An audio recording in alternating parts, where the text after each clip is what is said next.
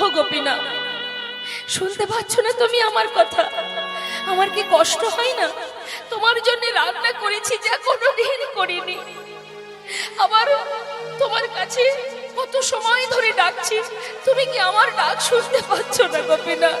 ও গোপীনাথ, এসো না। আসছে না মা, আসছে না কেন? হাতে বাঁশি। আচ্ছা, বাঁশি থাকলে খাবে কি করে মানুষ? দাঁড়াও দাঁড়াও, বাঁশিটা নামিয়ে দিয়েছে। কেমন নিষ্ঠা প্রেম দেখেছেন মা, কেমন ভক্তি। নিজের সন্তানের ভালো মন্দটা যেমন আমরা বুঝতে পারি, ঠিক তদ্রূপ যদি ভগবানকে নিজে তার ভালো মন্দটা তুমি বুঝতে শেখো, তার কিসে ভালো কোনটা চাই কোনটি চাই না, তার কিসে কষ্ট হচ্ছে না হচ্ছে, এগুলো যদি বুঝতে পারি, আর কিছু চান না প্রভু, আর কিচ্ছু নয়। কারণ তোমার বাড়িতে 4 জন সদস্য থাকলে যে ঠাকুর ঘরে একজন বসে থাকে, যার উপরে ভার দিয়ে কোথাও যদি ঘুরতে যাওয়া হয়, বলা হয় রইল প্রভু তোমার সংসার, চললাম আমরা 7 দিন পর ফিরলাম, কিন্তু একবারের জন্য মনে হলো না এই 7 দিন সে কেমন ছিল। আমার সংসারকে দেখেছে, রক্ষা করেছে। দিন অন্তে 2টো নকল দানা তার বরাদ্দ হয়। এটা তো ভক্তি নয় মা। বাজার থেকে কিছু কিনতে গেলে মনে হবে বাড়িতে 5 জন ব্যক্তি আছে, 5 জনের জন্য 5টা যদি খাবার নিয়ে যায়, ঘরের কোণে একজন বসে থাকে, যত সময় আমি না দেব সে খাবে না, তাহলে তার জন্য একটু নিয়ে যেতে হবে। হরি বল, হরি বল। এটাই হলো পবিত্রতা, এটাই হলো শুদ্ধ ভক্তি, এটাই হলো নিষ্ঠা।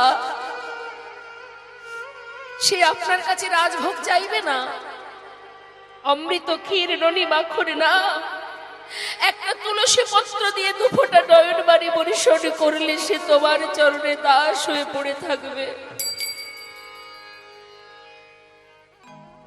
এমনই দয়াল আমার করুণাময়। হরি বল, হরি বল।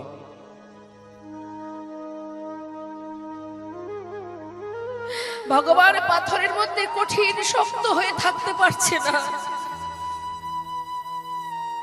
মনে মনে চিন্তা করছে, ভক্ত এমন ভাবে পাগলের ন্যায় তুমি আমায় ডাকছো, কিন্তু আমি কি করব, মন চাইলেও যেতে পারছি না। এমন ভক্তি, এমন প্রেমের কাছে থেকে আস্বাদন করার বাসনা যে আমার বেড়ে যায়। কি করব আমি? ছটফট করছে পাথরের মধ্যে। আর এদিকে বারবার ডাকছে, যত সময় না আসবে, আসবে না, এত করে ডাকছে, তুমি শুনতে পাচ্ছ না? আসবে না তুমি? দাঁড়াও, আমি যখন না খাই, আমার বাবা আমাকে লাঠি নিয়ে লাঠির ভয় দেখিয়ে খাওয়ায়। তুমি কথায় ভালো কথায় যখন এলে না, দাঁড়াও, ছুটে গিয়ে বাইরে খুঁজে খুঁজে একটা লাঠি জোগাড় করেছে। লাঠিটা নিয়ে এসে প্রভুর সামনে ধরেছে। মা, দেখতে পাচ্ছ কি আছে? কত করে ডাকছে তোমার, আমার কথা তুমি শুনতে পাচ্ছ না?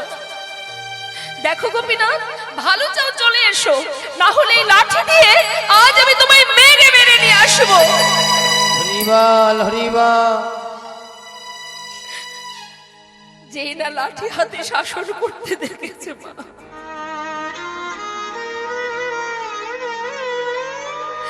ভগবান আর পারছে না থাকতে। বুক ভরে আনন্দ, কত খুশি। ভক্ত, আমি এমন ভালোবাসা কোনোদিন পাইনি ভক্ত, এমন করে কেউ আমায় কোনোদিন ভালোবাসেনি। আমি আসছি। পাথর থেকে সচল মূর্তি ধারণ করে পাতা আসনে এসে বসেছে। মনে মনে ভাবছে, রঘুনন্দন দেখেছো, লাঠির ভয় দেখিয়েছি, ভয় পেয়ে চলে এসেছে। হে নাও। যেই না একটু মুখে দিয়েছে, কেমন হয়েছে গোপীনাথ? ভালো হয়নি তাই না? আমি তো কোনোদিন রান্না করিনি গো, আজই করেছি। ভালো হয়নি বলো? প্রভু চোখের জলে মুখ ভাসিয়ে কাঁদছে ভক্ত।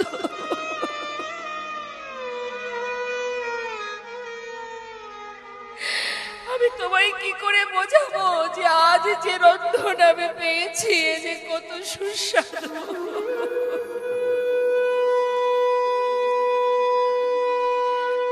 আমি বলে বোঝাতে পারবো না, এই যে আমার কাছে অমৃত। হরিবল হরিবল। ভালোবেসে আমাকে খাওয়াবার জন্য তুমি রান্না করেছো। ভক্ত যদি ভালোবেসে প্রভুর সেবার জন্য রন্ধন করে, সে যে আমার কাছে অমৃতের ন্যায়, এ কি করে খারাপ হতে পারে? মাগো, সামাজিক একটা প্রমাণ বাবা। আপনার বাড়িতে যদি কোনো ব্যক্তি আসে, আপনি যদি ভক্তি ভরে তাকে একটু নুন অন্ন জোঠান, সেই ব্যক্তি কিন্তু আপনার ঘরে সেটাই তৃপ্তি ভরে আস্বাদন করবে।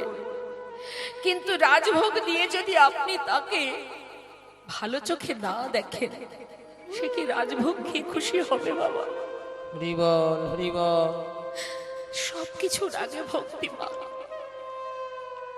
সেবা করছে, রঘুনন্দন পাশে দাঁড়িয়ে আছে, আর ভগবান ভক্তের হাতে রান্না পেয়ে আজ ভক্তের ভক্তিতে তিনি পাগল হয়ে সবাইকে ভুলে গিয়ে মনের সুখে সেবা করে যাচ্ছে। প্রায় শেষ, আর নেই। অবশেষে যেটুকু ছিল মুখে তুলতে যাবে, হঠাৎ রঘুনন্দন মাথায় হাত। কি সর্বনাশ! সব খেয়ে নিল গোপীনাথ। আমার জন্য, আমার বাবার জন্য একটুও রাখলো না। ছুটে গিয়ে হাতটা চেপে ধরেছে, গোপীনাথ আর খেও না। এ কি করলে তুমি? আগে তো আসছিলে না, এসেছো ঠিক আছে, খাচ্ছ, খাও, তাই বলে একটু রাখবে না? তুমি জানো আমি যা রান্না করেছি সব তোমায় দিয়েছি। আমার জন্য, আমার পিতার জন্য কিচ্ছু রইল না। আমরা কি খাবো বলো? ভক্ত, বহুদিন পর তোমার হাতে রান্না পেয়ে না, আজ না কারোর কথা আমার মনে ছিল না। ঠিক আছে, আমার হাতে যেটুকু আছে এটুকু আমি তোমার জন্য রেখে গেলাম, তুমি খেয়ে নিও। সেটুকু নিজে সেবা করে থালাটা ধুয়ে রেখেছি। যথাসময়ে মুকুন্দ দাস গ্রামের কাজ সেরে ঘরে ফিরেছে। মা ঘরে এসে ডাকছে, রঘুনন্দন সেবা দিয়েছিস? হ্যাঁ। যাক, আমার বড় কাজটা করেছিস। আমি বড় চিন্তায় ছিলাম বাবা। যাক শোন, সারাদিন কোথাও একটু প্রসাদ কপালে জোটেনি, তুই একটু প্রসাদ নিয়ে আয়, আমি হাত পা ধুয়ে একটু প্রসাদ সেবা করি, বড্ড খিদে পেয়েছে। বাবা, আজ কিন্তু আর প্রসাদ নেই। কেন নেই? সবই তো তোমার গোপীনাথ খেয়ে নিচ্ছিল। ভাগ্যিস আমি হাতটা ধরেছিলাম, আমার জন্য এতটুকু রেখেছিল, সেটা আমি খেয়ে নিয়েছি। মুকুন্দ দাস মনে মনে চিন্তা করছে, এটা কি করে হতে পারে? এতদিন তো আমি তাকে সেবা দিচ্ছি, সে তো খায় না। আমার ছেলে কত বড় মিথ্যাবাদী হয়েছে! ছি ছি ছি ছি। পাথরের বিক্রির নামে দোষ দিচ্ছে, যে চলতে পারে না, কথা বলতে পারে না, সে খেয়েছে। এটা কি করে সম্ভব? যার যেমন ভাব তার তো তেমনই লাভ। সে জানে ওটা পাথর, আর ছোট্ট ছেলেটি জানে সে আমার মতো পিতার সন্তান। তাই তার ভক্তির জোরে ভগবানকে কাছে পেল, দেখতে পেল, কিন্তু সে জানে পাথর, তাই তো তার জীবনেও দেখা হলো না। মনের সন্দেহটা মনে রেখে দিলেন। ছেলেকে হাতে নাতে ধরবে বলে পরের দিন ছেলেকে যাচাই করলেন, পরীক্ষা করলেন। বাবা, তুই তো ভালো সেবা দিতে শিখেছিস, যাক আমার আজও গ্রামে যেতে হবে। তা তুই একটা কাজ কর, আজ আর রান্না করতে হবে না, গোপীনাথ নাড়ু খেতে ভালোবাসে, আমার নাড়ু তৈরি করা আছে, তুই একটু সেবা দিয়ে দিস। বেশ বাবা, চিন্তা করতে হবে না, তুমি যাও। মুকুন্দ দাস কোথাও যায়নি মা। মন্দিরের পিছনে কান পেতে আছে। এটা কিন্তু কোনো গল্প নয়, দর্শন করে আসবেন। আমার ভাগ্যে হয়েছে, আমি দর্শন করে এসেছি বর্ধমানে শ্রীখণ্ডে। কান পেতে আছে যে আমার সন্তান যখন মন্দিরে ভোগ নিবেদন করতে যাবে সেখানে আর কারোর কণ্ঠ শোনা যায় কিনা। এদিকে ছোট্ট বালক পাত্রে নাড়ু সাজিয়ে ঠাকুর ঘরে। গোপীনাথ, বাবা তোমার জন্য নাড়ু পাঠিয়েছে গো, শিগগিরই এসো। জানো বাবা বললো তুমি নাকি নাড়ু খেতে ভালোবাসো। ও গোপীনাথ, আমাকে চিনতে পারছো? কাল এসেছিলাম, আজও এসেছি, আজ কিন্তু আর ডাকতে পারবো না, শিগগিরই চলে এসো। ভগবান কোনো কথা না বলে মা পাথর থেকে সচল রূপ ধারণ করে আসনে এসে বসলেন। আর শুধু বললেন, ভক্ত কেউ যদি ভালোবেসে আমাকে মন থেকে ডাকে আর তার সেই ডাক যদি আমার কানে একবার আসে, ভক্ত যদি কোনোদিনে ভুলেও যায়, আমি সেই ভক্তকে কখনো ভুলি না। আরে বল, ডাকতে হবে না, চলে এসেছি, নাড়ু খেয়ে নাও। কে করেছে? বাবা।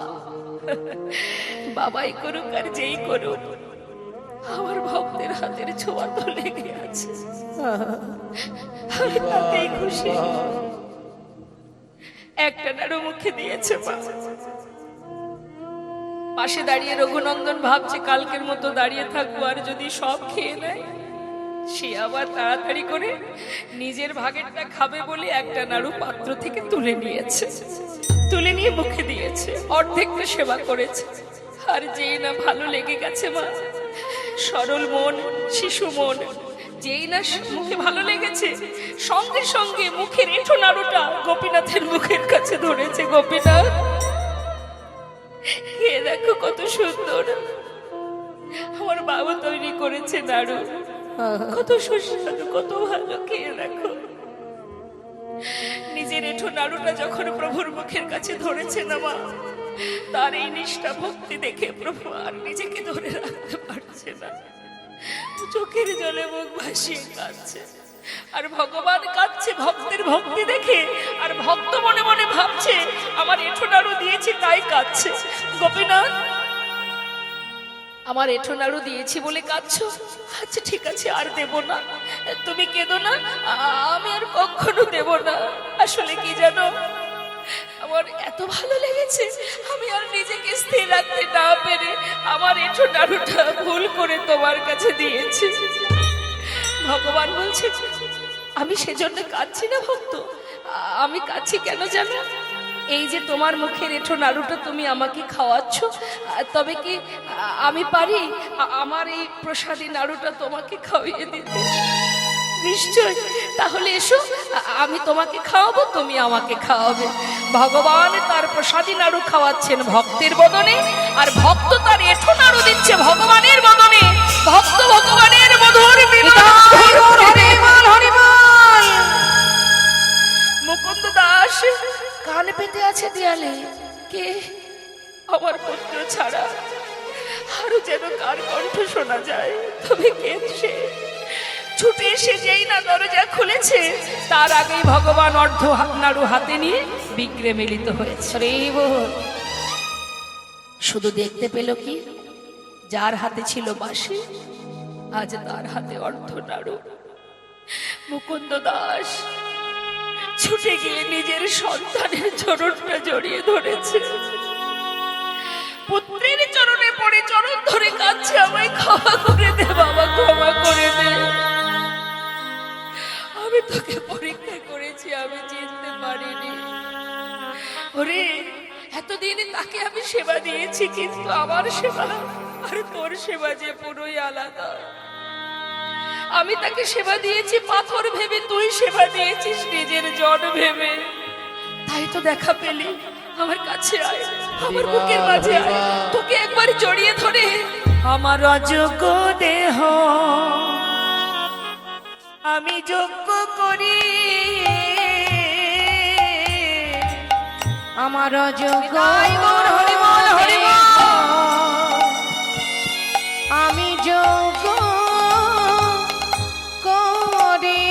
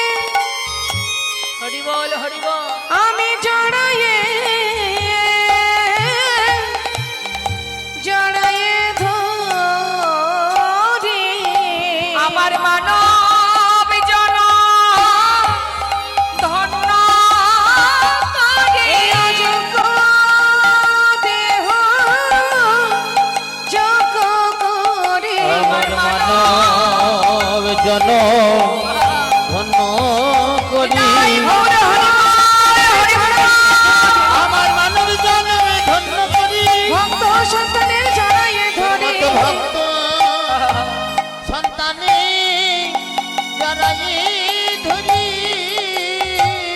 তাই মাগো, ভগবানকে ভালোবাসতে গেলে শুদ্ধ মনে মহামন্ত্র জপ করো। শুনলে মঙ্গল, বললে মঙ্গল। ও প্রভু, প্রভু। আর একজন পিছন থেকে বলছে, আহা ডাকার দরকার নেই, তিনি যাচ্ছেন, যাক না। আমরা যে আছি পিছনে তিনি তো জানেন, ডাকার কি দরকার, যাচ্ছেন তিনি, যাক। এখন গৌরহরি কিন্তু মা আগে আগে যাচ্ছে আর ভক্তরা পিছনে। বেশ কিছুটা দূরে চলে গেছে, একা একা যাচ্ছে। যেতে যেতে গৌরহরি কণ্ঠটা শুকিয়ে গেছে, পিপাসা পেয়েছে, তৃষ্ণার্ত। আস্তে এদিকে কি হয়েছে মা, গৌরহরি যেই না চিৎকার করে ডেকেছে, দাঁড়িয়ে পড়েছে। এখান থেকে আমরা একটা জিনিস জানতে পারলাম মা, ভক্ত যদি ডাকার মতো ডাকে, ভগবান ভক্তের জন্য অপেক্ষা করে, দাঁড়িয়ে আছে। কাছে যেই না এসেছে, কি হলো, তাড়াতাড়ি চলো, কত পথে যেতে হবে, যাচ্ছে দয়াময়, কিন্তু তোমার সঙ্গে পেরে উঠছি না। আচ্ছা শোনো, এক পা দুপা করে ওই গোবিন্দ ঘোষকে পরীক্ষা করার জন্য, গোবিন্দ জীবনে যা কিছু ছিল সব ত্যাগ করেছো, আমার কাছে এসেছো, সঙ্গী হয়েছে। যেজন সব ত্যাগ করে আমার সঙ্গী হয়েছে, তার কাছে আমার একটা প্রশ্ন, মনে আর কোনো বাসনা আছে নাকি? যদি কোনো কামনা বাসনা থাকে বলতে পারো। গোবিন্দ ঘোষ বলছে, ও প্রভু, বাসনা কার থাকে না? সবার যেমন থাকে আমারও আছে। আচ্ছা, তাহলে এখনো বাসনা আছে। কি বাসনা গোবিন্দ? ভক্তের মনে কি বাসনা, ভক্ত কি চাই? ওমা, আপনাদের কাছে যদি ভগবান বলে, বলো ভক্ত কি বাসনা তোমার মনে, কি চাইবেন আপনারা? বলুন বলুন, সত্যি কথাটা বলবেন, তাতে ভয় কিসের? বলে দিন। তিনতলা বাড়ি, শুধু টাকা, কাকা বলছে শুধু টাকা। হরি বল, হরি বল। কি সত্যি বলছি না? এটা চাইবেন আপনারা? কি চাইবেন? পরিবারের সবাই যেন ভালো থাকে, এটা হচ্ছে আমাদের চাওয়া। সর্বদাই পরিবারের নিয়ে আমরা যেন সুখে শান্তিতে বাস করতে পারি, এটা আমাদের চাওয়া। কিন্তু ভক্তের চাওয়া কি? আমরা তো সুখ কামনা করি না মা? তাহলে সুখ পেয়েও যে সুখ হারায়, এমন বোকা আছে কেউ? আস্তে, এত সুখ পেয়েছে তথাপিও তার কাছে সুখ চাই না। ভক্ত এটাই বলে ভগবানের কাছে, তুমি আমাকে দিয়ে এমন কিছু করাও যাতে আমি তোমায় ভুলে না যাই। হরি বল, হরি বল। ওমা, মহাভারতে হস্তিনাপুরে রাজা হয়েছিলেন ধর্মরাজ যুধিষ্ঠির। সারা জীবন কষ্ট করেছে, তো ছিল সঙ্গীকে গোবিন্দ। যখন রাজা হলো, এত যুদ্ধ, এত লড়াই, এত কষ্ট, এত দিনের প্রতীক্ষা, যখন রাজা হলো, ভগবান কৃষ্ণ যুধিষ্ঠিরকে রাজা করার পর সিংহাসনের থেকে নেমে, রথের উপরে বসে মাতা কুন্তিকে ডাকছেন, পিসিমা, তোমার ছেলে আজ হস্তিনাপুরে রাজা, তুমি রাজমাতা, জীবনের সব দুঃখ তোমার দূর হয়ে গেল, আর তোমার কোনো দুঃখ নেই, সুখের নাগাল পেয়েছো। এত সুখ, মস্ত বড় রাজা, তুমি হয়েছো রাজমাতা। তাহলে পিসিমা, এবার আমাকে বিদায় দাও। কুন্তি পিসিমা দাঁড়িয়ে আছে, মা আস্তে, এইগুলোই শুনতে হবে। পিসিমা, যাবার আগে তোমায় বর দিয়ে যাব, যেহেতু আমি চলে যাচ্ছি, বর দিয়ে যাব, তুমি বর চাও। যে সারা জীবন কষ্ট করলেন মা, কষ্টের পর যখন আপনার ছেলে রাজা হবে, তখন কি আপনি আবার দুঃখ চাইবেন? চাইবেন না। মাতা কুন্তি মনে মনে চিন্তা করলেন, কৃষ্ণ যখনই আমাদের ছেড়ে ঘরে গেছে, বলেছে আমি আসি, আজ বলছে আমি যাই, বিদায় নেবার আগে বর দিয়ে যাবে। কৃষ্ণ যদি বরই দেবে, কৃষ্ণ যদি চলেই যাবে, তাহলে বর নিয়ে আর কি বা হবে? হরি বল, হরি বল। পিসিমা বলো তুমি কি চাও? যা চাইবে আমি নিশ্চয় তোমায় দেব। কৃষ্ণ তুমি বর দেবে? দেখো তোমাকে ধরে রাখার ক্ষমতা কি আমার আছে? তবে যদি তুমি বর দিতে চাও, এই বরই দিয়ে যাও কৃষ্ণ। কৃষ্ণ এতদিন আমার দুঃখ ছিল, কষ্ট ছিল, সারা জীবন সন্তানদের নিয়ে বনে জঙ্গলে কাটিয়েছি আমি, কিন্তু হাজার দুঃখের মধ্যে একটা ভরসা, একটা শান্তি, একটা তৃপ্তি ছিল, যেহেতু তুমি আমার 5 পুত্রের সঙ্গে বন্ধুর মতো ছিলে। আজ আমার ছেলে হস্তিনাপুরের রাজা, আর কোনো কষ্ট নেই আমার, কিন্তু জানি না এত সুখের মধ্যে কেন আমি সুখ পাচ্ছি না। হরি বল, হরি বল। কৃষ্ণ, যে সুখের মধ্যে কৃষ্ণ নেই, যে সুখের মধ্যে কৃষ্ণ হারা হতে হয়, সে সুখ আমার কিবা প্রয়োজন? কৃষ্ণ যদি বর দেবে তবে এই বর দিয়ে যাও। এই জগতে আর যে কটা দিন পৃথিবীতে থাকবো, আরো যদি দুঃখ থাকে, আরো যদি যন্ত্রণা থাকে, কষ্ট থাকে, সেগুলো তুমি আমায় দিয়ে যাও। কেন জানো? আমি যাতে তোমায় হারাতে না হয়। ভীম বলছে, মা তুমি কি চাইছো? তুমি বুঝতে পারছো কি চাইছো? সারা জীবন কষ্ট করেছি মা, দাদা সবে রাজা হলো, তুমি আমার কেন দুঃখ চাইছো মা? তোমার কি স্বাদ মেটেনি মাগো? মাতা কুন্তি বললেন, কৃষ্ণ আমি আর কিচ্ছু চাই না। হরি বল, হরি বল। ওরে ভীম, যে সুখ পেলে কৃষ্ণ চলে যায়, যে সুখের মধ্যে কৃষ্ণ থাকে না, সে সুখ আমি চাই না। তাতে সারা জীবন যদি বনে জঙ্গলে আমার দিন কাটে, আমার কোনো দুঃখ নেই, তবে কৃষ্ণ ছাড়া থাকতে পারবো না। যুধিষ্ঠির, নেমে আয় বাবা। যে আসনে বসলে কৃষ্ণ চলে যায়, এই আসন তো আমি চাই না। নেমে আয়, নেমে আয় যুধিষ্ঠির। ভগবান কৃষ্ণচন্দ্র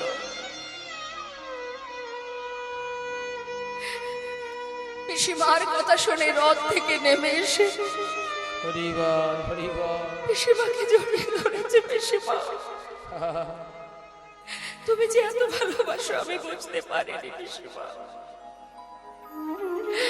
আমার জন্য তুমি সোনার সিংহাসন পরিত্যাগ করবে কেন? পিসিমা, আমি কথা দিচ্ছি, যখনই তোমার মন চাইবে তুমি আমাকে স্মরণ করো, আমি তোমার সামনে এসে দেখা দেব। চিরতরে বাধা পড়ে গেলেন মা। সুখ আমার চাই না, যে সুখে আমার গোবিন্দ নেই, এটা ভক্তের চাওয়া। হরিদাস ঠাকুরের অঙ্গে চাবুক পড়ছে বাবা, তথাপিও ঠাকুর হরিদাস বলে উঠলেন, দয়াময় আঘাত যতই দাও আমার কোনো দুঃখ নেই, শুধু তোমার কাছে একটা বাসনা, আমি যেন তোমার নাম ভুলে না যাই। রাধারানী বলেছিলেন, মধু গো, বিদায় নেবার আগে যদি বর দেবে তবে এই বর দাও। আমার মতো আলাভোলা গোয়ালিনী তোমার জগতে অনেক আছে, যারা আমার থেকে তোমাকে বেশি ভালোবাসে। তাই তুমি যেখানে যাবে, যেখানে থাকবে, আমার কোনো দুঃখ নেই, শুধু তোমার কাছে একটা চাওয়া, তুমি ভালোবাসো বা না বাসো, আমি যেন তোমায় ভালোবাসি। নিতাই গৌর হরি বল, হরি বল। এটা ভক্তের চাওয়া মা, ভক্ত এটাই চায়। তাই মাগো, ভগবান কৃষ্ণ গৌর হরি যখন জিজ্ঞাসা করছে, বলো গোবিন্দ কি তোমার বাসনা, কি চাই তোমার? প্রভু, আমার মনে বাসনা আমি বৃন্দাবনে গিয়ে যুগল দর্শন পাবো। বেশ, পরীক্ষা করতে করতে এবার প্রভু এসে পৌঁছালেন। নানা গ্রাম ঘুরি গোরা আইলা পূর্বস্থলে। পূর্বস্থল কোথায় মা? পুরীধাম থেকে মহাপ্রভু যাত্রা করেছে, নানা তীর্থ ঘুরবে, তাহলে পুরীধাম থেকে যাত্রা করেছে বৃন্দাবনের দিকে যাবে, তো এসে পৌঁছালেন নবদ্বীপ পার করে পূর্বস্থলী। নবদ্বীপের পরেই পরে পূর্বস্থলী। এই পূর্বস্থলীতে গৌরহরি যেই না এসেছে, এবার নবদ্বীপের পাশেই তো পূর্বস্থলী, নদেবাসী খবর পেয়ে গেছে গৌর এসেছে পূর্বস্থলীতে। আর এদিকে গৌরহরি বলছে, গোবিন্দ এটা কোথায় বলো তো? পূর্বস্থলী। শোনো, কয়দিন হলো যাত্রা করেছি, এখনো কোথাও কিছু সেবা করিনি, সেবার ব্যবস্থা করো। হরি বল। যেই না গোবিন্দকে ডেকে বলেছে মা, গোবিন্দ ঘোষ মনে মনে ভাবছে, তুমি তো বললে প্রভু, একবারও ভাবলে না এত ভক্তের আয়োজন আমি একা করব কি করে? আমার ঘাড়ে তো চাপিয়ে দিলে, কিন্তু একা কি সম্ভব এত ভক্তের ব্যবস্থা করা, সেবার ব্যবস্থা? কিন্তু মা, যার ভাবনা সেই তো ভাবে।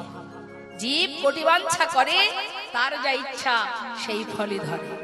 আমরা ঘুম থেকে উঠে বিছানায় বসে বসে সারাদিনে কি কি করব তা পরিকল্পনা করি তো, কিন্তু সব কাজ কি আমাদের সাকসেস হয়? হয়? বাড়ি থেকে বেরোলাম, 5টা কাজ করে তবে ঘরে ফিরবো, দেখা গেল এমন দুর্ভাগ্য, মানে ভাগ্যটা এমন খারাপ, সেদিন কোনো কাজই হলো না। হরি বল।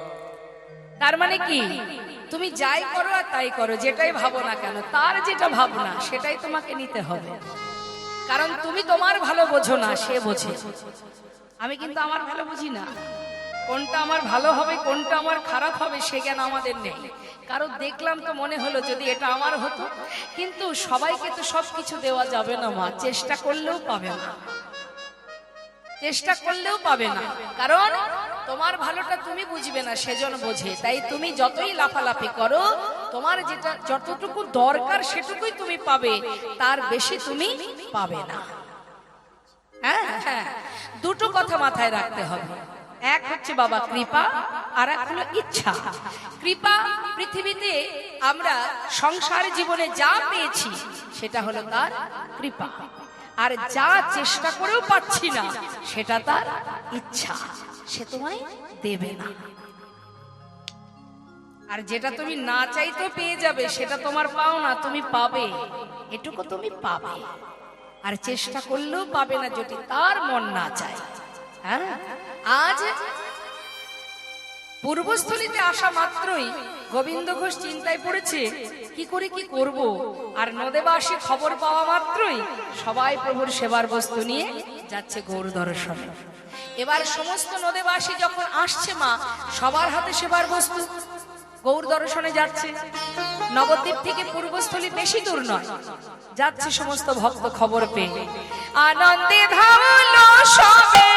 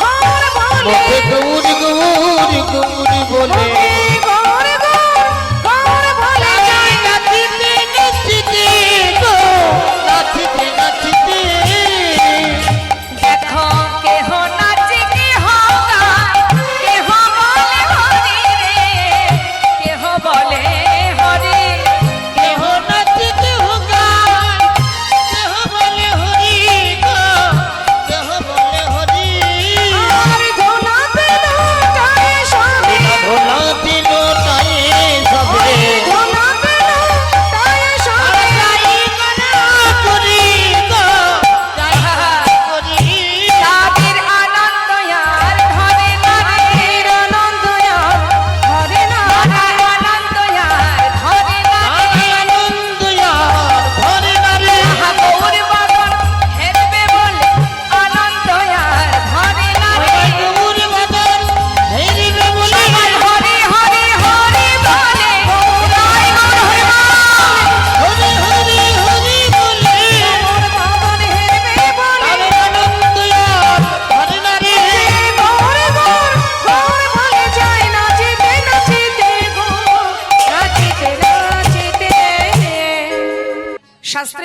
मन की तरंग को मार लो बस हो गए भजन, आदत बुरी सुधार लो बस हो गए भजन।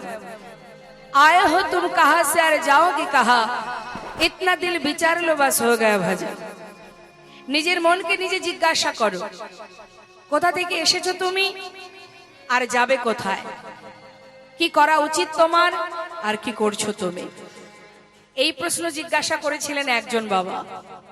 সে হচ্ছে ষড়গোস্বামীর মধ্যে একজন গোস্বামী, যার নাম সনাতন গোস্বামী। এই সনাতন গোস্বামী মস্ত বড় জমিদার ছিলেন। আমার দিকে তাকান, কোনো দিকে মাথা ঘোরাবেন না। আপনারা যে জন্য এখানে বসে আছেন সেই দিকে মন দিতে হবে। ষড়গোস্বামীকে আমরা সবাই জানি, তার মধ্যে এক গোস্বামী সনাতন গোস্বামী। তিনি জমিদার হয়েও, এত ধন ঐশ্বর্যের মালিক হয়েও হঠাৎ তার মনে প্রশ্ন জাগলো যে জগতে সবই তো আমার, কিন্তু একবারও তো ভেবে দেখিনি যে সবই যদি আমার হবে আমি কার। আমি কার, কে আমার, কে আমাকে ভালোবাসে, কে সর্বদাই সুখে দুঃখে আমার কাছে থাকে। আমি কার, যাকে ভালো না বাসলেও সে আমায় ভালোবাসে। প্রকৃত ভালোবাসার মানুষ তো সেই হয় মা। আপনি ভালো না বাসলেও সে সর্বদাই আপনার মঙ্গল চাইবে, সেই তো আপনার আপনজন। তাহলে সে কে? সবই যদি আমার হবে আমি কার? এই প্রশ্নের উত্তর তিনি খুঁজে পাচ্ছেন না। আর যখন খুঁজে পাচ্ছেন না, যার কাছে জিজ্ঞাসা করছে উত্তর পাচ্ছে না, তাই তিনি দেরি না করে সর্বস্ব পরিত্যাগ করে একটা কম্বল হাতে করে নিয়ে ষড়গোস্বামীর মধ্যে এক গোস্বামী সনাতন গোস্বামী সব ছেড়ে পথে নেমে গেলেন, শুধু একটা প্রশ্নের উত্তর জানার জন্য যে আমি কে, কি আমার পরিচয়, আমি কার, কে আমার। যখনই কিনা এই প্রশ্ন মনের ভিতরে জেগেছে মা, সে পাগলের ন্যায় পথে পথে ঘুরছে আর মনে মনে ভাবছে কার কাছে গেলে আমি এর উত্তর পাবো। একবার আপনারাও চিন্তা করুন, লীলা শুধুমাত্র শোনার জন্য নয়, একবার ভালো করে নিজের হৃদয় মাঝে নিজের চিত্ত শুদ্ধ করতে হবে, হৃদয়ঙ্গম করতে হবে, তবে তো কিছু না কিছু পাওয়া হবে, জানা হবে। ভাগবত কথা, লীলা কথা, এগুলো আমাদের মতো জীবের শিক্ষার জন্যই ভগবান করেছেন। তা সনাতন গোস্বামী খবর পেলেন মহাপ্রভু কাশী ধামে আছেন। যেই না খবর পেয়েছে মা, চলে গেলেন সেই কাশী ধামে। কাশী ধামে গিয়ে মহাপ্রভু যেখানে আছেন ছুটে গিয়ে তার চরণতলে পড়েছেন। মহাপ্রভু মৃদু হেসে বললেন, সনাতন, কি হলো তোমার? পাগলের বেশে এমন করে আমার পায়ে এসে পড়েছো? তুমি না মস্ত বড় জমিদার, কি হলো তোমার? কি ব্যাপার? কেনই বা এমন করে এসে আমার চরণে পড়লে? কি চাই তোমার?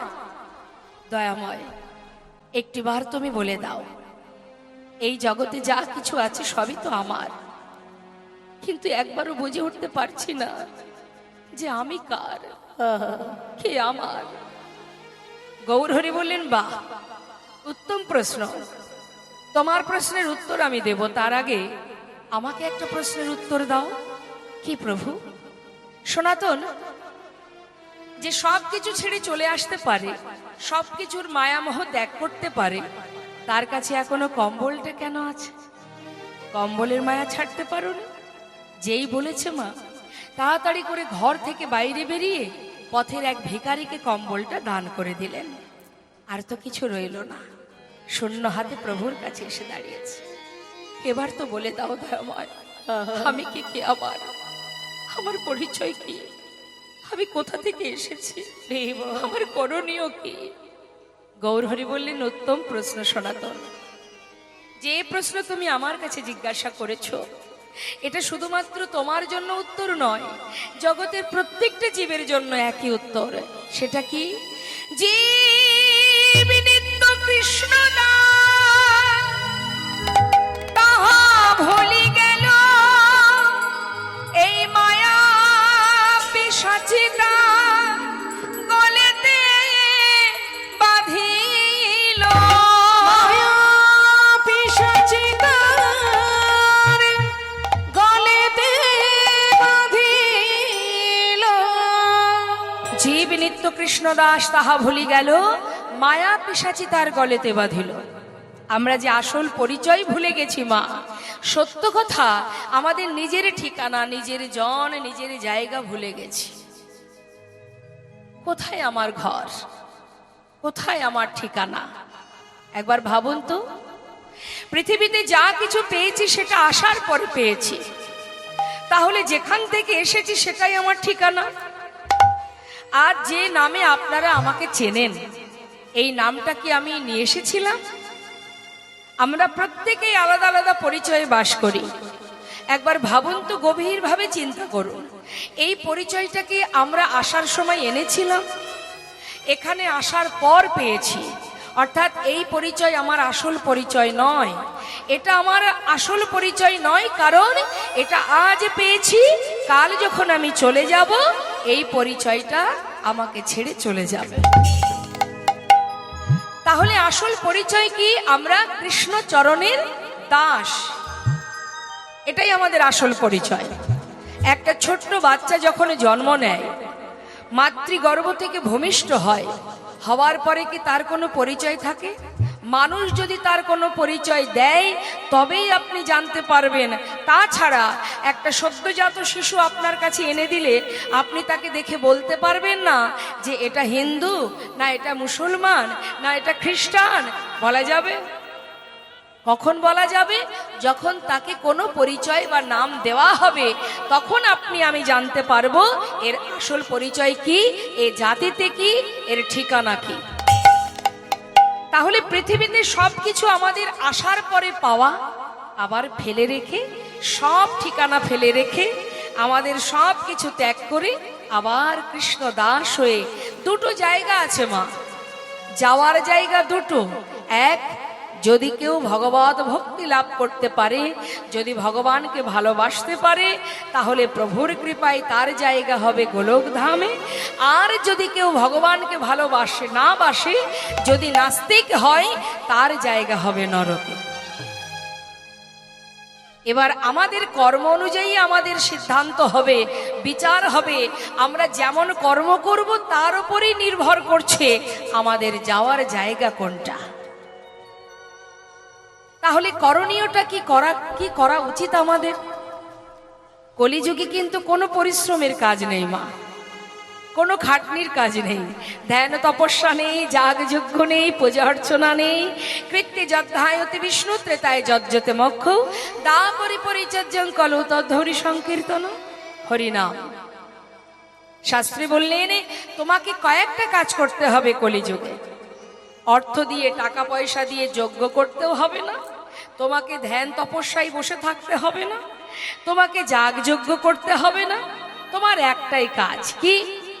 অপবিত্র পবিত্র বা সর্বাবস্থাঙ্গত বিবাহ জয়স্বরী পুণ্ডরীকাক্ষ সবাজ্য অভ্যন্তর সূচি। পবিত্র অপবিত্র, সূচি অসুচি, যেখানে আছো, যেমন আছো, যেভাবে আছো, কোনো দুঃখ নেই। হাতে তুমি হাজার কাজ করো, মুখে তুমি মহামন্ত্র জপ করো। নিতাই গৌর হরি বল। তাহলে সর্বদাই যদি হাজার কাজের মধ্যে দিয়ে আমার বদনে, আমার জিহ্বা, আমার ইন্দ্রিয় যদি নামের মধ্যে ব্রতী থাকে, নামের মধ্যে ডুবে থাকে, তাহলে কি হবে মা? সংসারের জন্য যেটা করছেন ওটা সংসারের কাজ। সারাদিন যে অর্থ উপার্জনের জন্য দিনরাত এক করছেন সেটা সংসারের জন্য। আর নিজে যেটা করবেন, নিজের বদনে যেটা করবেন, সেটা শুধুমাত্র আপনার নিজের জন্য। রাধারানী আয়ানের ঘরণী হয়ে কর্ম করেছে, রন্ধন করেছে, সংসারে শাশুড়ি ননদিনীর গঞ্জনা সয়েছে, কিন্তু এত পরিশ্রম করেছে, এত কাজ করেছে, এত কিছু কথা শুনেছে, সবার কথা মতো চলেছে, কিন্তু তার মন সর্বদাই কোথায় থাকতো? গোবিন্দ চরণে। তিনি শিখিয়ে দিলেন, জীব কোনো অজুহাত নয়। এই সমাজে মনুষ্যকুলে জন্ম পেয়েছো, তুমি যদি তোমার কর্ম না করে কোনো অজুহাত দেখাও, তার জন্য কেউ তোমার ভাগীদার হবে না। তোমার কর্ম যদি তুমি সঠিক করতে পারো, তোমার জায়গায় তুমি পৌঁছে যাবে, কারোর জন্য তোমাকে সেখানে পাঠাবে না। সংসারের জন্য করছো, পরিবার তোমাকে গোলক ধামে দেবে না। তোমার কর্ম, তোমার ভজন, তোমার সাধনা তোমাকে সেই পথে নিয়ে যাবে। এর ভাগ তো কেউ দিতে পারবে না মা। অবশ্যই আপনি আপনার সংসারের প্রতি দায়ী দায়িত্ব পালন করবেন, কিন্তু মুখ এই যে বদল, অন্যান্য যুগে যে খাটনি করতে হতো মা, যে কর্ম আমাদের করতে হতো, মনে করুন ইষ্টদেবকে যদি লাভ করার ইচ্ছা মনে জাগে তাকে যজ্ঞ করতে হতো। ইষ্টদেবকে যদি লাভ করার ইচ্ছা জাগে তাকে ধ্যান করে, যদি ধ্যানে প্রভু সন্তুষ্ট হতেন তবে এসে দেখা দিতেন, তাহলে কত কষ্ট করতে হতো। আর কলিযুগে নাম ছাড়া কলিজীবের নাহি আর ধর্ম, সর্বধর্ম সার নামেই শাস্ত্র মন। হরিনাম করো, পথে যাচ্ছ, একা একা চলছো, মনে মনে ভাবছো আমার পাশে কেউ নেই, এ কথাটা কখনো ভাববে না। তোমার পাশে কেউ নেই, তুমি জেনে রাখবে যার কেউ নেই তার ভগবান আছে, আর তিনি সর্বক্ষণ আছে, সর্বদাই আছে। শুধু তুমি একবার নিজের মনকে জিজ্ঞাসা করে দেখো, দিব্য দৃষ্টি দিয়ে চেয়ে দেখো, কারণ রক্ষা করার মালিক কিন্তু মা একজনই আছে জগতে। আপনি যদি মনে করেন আপনার পরিবার আপনাকে রক্ষা করবে, এই ধারণাটা সম্পূর্ণ ভুলে যান, এই চিন্তাটাই ভুলে যান। কেন বলছি? তার প্রমাণ মহাভারত। মাতা দ্রৌপদীর যখন বস্ত্রহরণ হয়েছিল, ওই রাজসভাতে সবাই ছিলেন তো, সবই তো তার আপনজন। পঞ্চ স্বামী ছিলেন, 5 স্বামী। ধৃতরাষ্ট্র ছিলেন, দ্রোণাচার্য ছিলেন, ভীষ্ম ছিলেন, তাই তো, বিদুর ছিলেন, আরো অনেকে ছিলেন। একবার বলুন তো মা, সতী রমণী মাতা দ্রৌপদী নিজের সম্মান, নিজের নারীত্ব, নিজের মর্যাদা রক্ষা করার জন্য কারোর কাছে সাহায্য পেয়েছিল? কেউ কি তার কাছে ছুটে এসেছিল? অন্যের কথা বাদ দিলাম, নিজের যে 5 স্বামী, পঞ্চ পাণ্ডব, তারাও তো তার স্ত্রীর মান মর্যাদা রক্ষার জন্য এগিয়ে আসেনি। সকলের পায়ে ধরেছিলেন, সকলের কাছে কেঁদেছিলেন। যখন তার বস্ত্র ধরে আছে, বস্ত্র ধরে টানবে দুঃশাসন, সেই সময় মাতা দ্রৌপদী সেই বস্ত্রটাকে টেনে ধরে সবার পায়ে পড়েছিলেন, কেউ আসেনি মা। যখন তিনি দেখলেন কেউ তো আমায় রক্ষা করলো না, কেউ তো আমার মান রক্ষা করলো না, এখন উপায়, অবশেষে নিজের হাত ছেড়ে দিয়ে 2টি বাহু তুলে চিৎকার করে ডেকেছিলেন, হে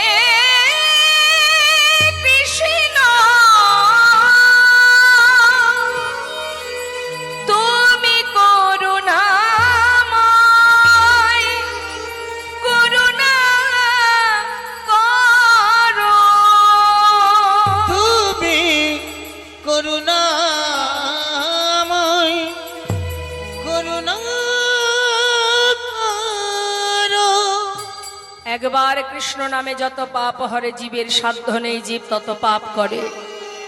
যদি ডাকার মতো তুমি ডাকতে পারো ভগবানকে, এক ডাকে যদি সেই ডাক তার কানে একবার পৌঁছে যায় মা, তুমি যেখানে থাকবে, যে প্রান্তে থাকবে, যখন তুমি তাকে স্মরণ করবে, তোমার সমস্ত বিপদ থেকে সে রক্ষা করবে।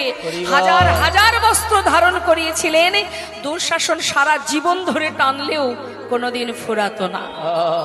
তাই বাবা, তিনিই আছেন যিনি আমাদের সর্বদাই রক্ষা করে চলেছেন।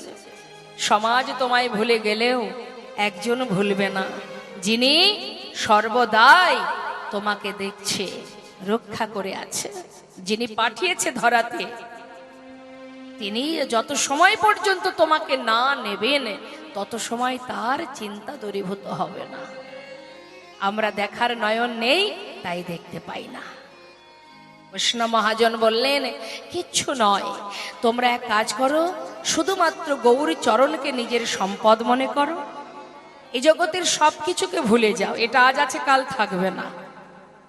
আমার আগে আমার পিতা ছিলেন এই সম্পদের মালিক, তিনি নেই বলে আজ আমি হয়েছি, আবার আমি যখন থাকবো না আবার কেউ একজন সেই আসনে বসবে, তাহলে জগতে আমার বলতে কিছুই নেই, দেহটাও আমার নয়।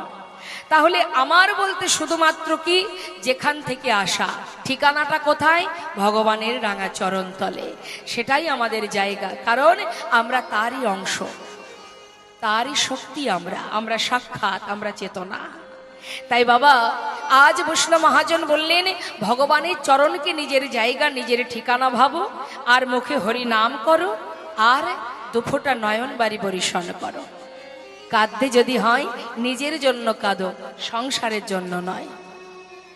নিজের জন্য কাঁদো, যে কথা দিয়ে এসেছিলাম সে কথা রাখতে পারিনি প্রভু, তাই তোমার চরণে জানিয়ে রাখি আমার হাজার অপরাধ দূরীভূত করে কৃপা করে তুমি তোমার চরণে আমাকে ঠাঁই দিও। বৈষ্ণব মহাজন বললেন মুখে হরিনাম গাও, হরিনাম শ্রবণ করো, সাধু সঙ্গ করো। নাম গাইলে কি হবে, নাম শুনলে কি হবে, শুনুন, আমরা একটা একটা করে শুনবো। কি বলছে মহাজন? যদি কেউ হরিনাম শোনে তার কি উপকার? শ্রী গৌরাঙ্গের মধুর লীলা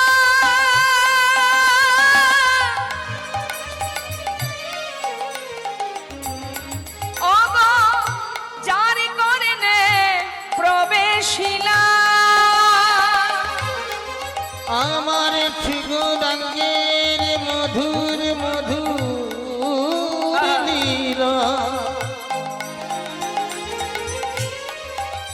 ও গোজার করনে প্রবেশিলা। হৃদয় নির্মল ভেলতা, হৃদয় নির্মল ভেলতা অজ্ঞান ধারে যায় গো দূরে, অজ্ঞান ধারে যায় গো দূরে। যে জন হরি নাম শ্রবণ করে ও তার অজ্ঞান ধার যায় গো দূরে।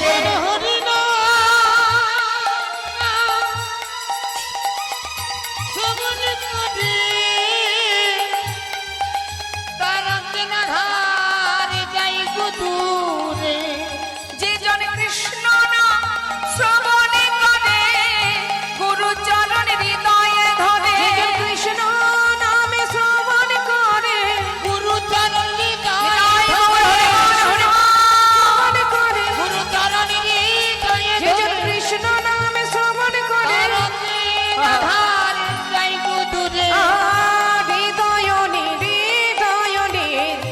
মল ভেলতা। কি বললেন মা? হরিনাম শ্রবণ করলে অজ্ঞানতার অন্ধকার দূর হয়, এটা হচ্ছে শোনার গুণ। শুনলে উপকার, এটা মাথায় রাখবেন। শুনলেও তার একটা ক্রিয়া হয়, শ্রবণ করলে তার ক্রিয়া কেমন? মনে করুন যদি আপনি তেঁতুল সেবা করেন, তেঁতুল খান তো অনেকে, হ্যাঁ? তা তেঁতুল যারা খায় দেখবেন, যারা তেঁতুল ভালোবাসে তার সামনে গিয়ে কোনো ব্যক্তি যদি তেঁতুলের নাম বারবার করে তার জিভে জল চলে আসে, আসে না? আপনি বলছেন আর একজনের মুখে জল চলে আসছে জিভে, তার মানে কি আপনার এই যে কথাটা এই যে শুনছে, শোনা মাত্রই তার ইন্দ্রিয় কাজ করছে। অর্থাৎ শ্রবণং মঙ্গলম, শ্রবণ করলেও মঙ্গল। তাহলে শোনার গুণ কি? হরিনাম যদি ইচ্ছায় শোনো অনিচ্ছায় শোনো তার একটা ক্রিয়া আছে বাবা। শাস্ত্রে বললেন হেলায় বা শ্রদ্ধায় যেবা নাম লয়, ক্রমে ক্রমে কৃষ্ণ ভক্তির হয় উপচয়। মনে করুন আপনার ইচ্ছা নেই, আপনি কোনো না কোনো ফেরে পড়েছেন, কোনো চাপে পড়ে আপনি হরিনাম শুনছেন। এখানেই অনেকে আছেন, আচ্ছা যে ভক্তরা যে ওঠানামা করছে, বারবার উঠাউঠি করছে, সেবা চলছে, আচ্ছা হ্যাঁ। তো মা এখানে সব রকমের ভক্ত আছে, কেউ শুনতে এসেছে, কেউ সেবা করতে এসেছে, সবাই সেবা করবে, হ্যাঁ, কিন্তু কেউ লীলা শ্রবণ করবে, আগে পরমাত্মার সেবা করবে, তারপরে জীবাত্মার সেবা হবে। আর ঠিক আছে সেবা করুন, তবে সেবা করে চলে যাবেন না, কিন্তু চলে গেলে আপনারই লস, আমার কোনো ক্ষতি নেই, হ্যাঁ। কারণ এই যে সেবা, যে অন্ন সেবা আমরা করছি মা, এটা যদি একবেলা নাও করি দুঃখ নেই, কিন্তু হরিনাম কৃষ্ণ নাম শ্রবণের যে সেবা, যে পরমাত্মার সেবা, এই সেবা যদি আমরা এতটুকু যদি বঞ্চিত হয়ে যায়, কারণ আমরা তো মায়ার জীব, সারাদিন মায়ার মধ্যে ডুবে থাকি। ভগবানের কাছে যে কামনা করে সুন্দর দেহটা পেয়েছিলাম তার সেবা করব, শুধুমাত্র মায়ার সংসারে আবদ্ধ হয়ে হানাহানি মারামারি কাটাকাটি করতে করতে আমাদের সুন্দর কৃষ্ণ বলার বদনটা নষ্ট হয়ে গেছে। পাঁচজন রমণী এক জায়গায় হলে কখনো দেখবেন ভগবানের নাম আলোচনা হয় না, হয় কি? যত রাজ্যের সংসারের আলোচনা, ওর পাড়াপড়শির আলোচনা, কি লাভ সেগুলো করে? তার থেকে যদি দুটো কৃষ্ণ কথা আলোচনা করা হয়, কৃষ্ণ নাম বদনে করা হয়, তাতে কি হয়? পরমার্থিক কৃপা লাভ হয়। কারণ এসেছি যেমন, ফিরতে তো হবেই বাবা। হ্যাঁ, এসেছি মানেই ফিরতে হবে। আর ফিরবো যখন, সেখানে তো একটা বিচারালয় আছে মা, বিচার তো দিতেই হবে আপনাকে। 84 লক্ষ জনী ভ্রমণ করে আপনি মানব দেহটা চেয়েছিলেন, অনেক কষ্ট করেছিলেন আপনি, একবার দুবার নয়। জলজা নবলক্ষানি স্থাবরা বিংশতি ক্রিমিয়া রুদ্র সংখ্যক পক্ষিণাং 10 লক্ষ কম 30 লক্ষানি পশু মানুষ্য 24 লক্ষানি মানবা। পশুকুল, কীটকুল, পক্ষীকুল, হাতি, ঘোড়া, বাঘ, সিংহ হয়েছেন, কীট পতঙ্গ হয়েছেন, পাখি হয়েছেন, বৃক্ষ হয়েছেন, আর ভগবানের কাছে কেঁদেছেন, হে ভগবান, হে গোবিন্দ, কেন দিচ্ছ পশুকুলে জন্ম? কেন দিয়েছ এই বৃক্ষকুলে জন্ম? যে জন্ম পেলে তোমায় ডাকা যায় না। একদিন দুদিন নয় মা, 80 লক্ষ জনী কীট পতঙ্গ হয়েছি আমরা, কত কষ্ট করেছি আমরা। একটা লক্ষ্য করে দেখবেন, এই যে হরিবাসরের মধ্যে যদি এখন একটা কোনো গরু বা কোনো কুকুর ঢুকে যায়, অনেক জায়গায় হয়, আসরের মধ্যে প্রবেশ করলে কি করে? ভক্তরা তাকে তাড়িয়ে দেয়, তাকে মেরে মেরে তাড়িয়ে দেয়। কেন? তার অধিকার নেই এখানে আসার। ঠাকুর ঘরে যদি কোনো পশু ঢুকে যায়, আমরা তাকে কি ভিতরে যেতে দিই? বরং তাকে বাহির করে দিই। অর্থাৎ সেই পশুগুলি যখন আমরা জন্ম পেয়েছি, আমরাও কিন্তু ভগবানের সেবা করতে পারিনি। কিন্তু একজন মানুষ যদি মন্দিরে যায়, তাকে সাদরে গ্রহণ করে, তাহলে দুর্লভ জনম, মানব জনম কেন? যে জনম পেলে অনায়াসে ভগবান কৃপা লাভ করা যায়। কত সহজ উপায় আমাদের, শুধুমাত্র ভক্তি ভরে হৃদয় দিয়ে ভালোবাসো। কি হবে মা? আজ আছি, একটু পরে তো নাও থাকতে পারি। বিচার যদি হয়, বলো মানব কুলে জনম পেয়ে কি করেছো? কি বলবো আমরা?